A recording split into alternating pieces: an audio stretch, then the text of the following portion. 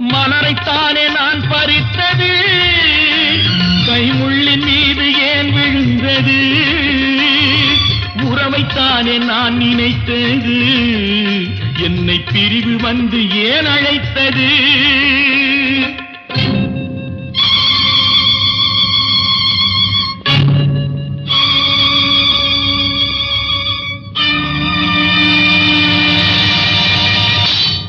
எழுதுங்கள் என் கல்லறையில் அவள் இரக்கமில்லாதவள் என்று, பாடுங்கள் என் கல்லறையில் இவன் பைத்தியக்காரன் என்று. கண்கள் தீட்டும் காதல் என்பது அது கண்ணில் நீரை வரவழைப்பது, பெண்கள் காட்டும் அன்பு என்பது நம்மை பித்தனாக்கி அலைய வைப்பது.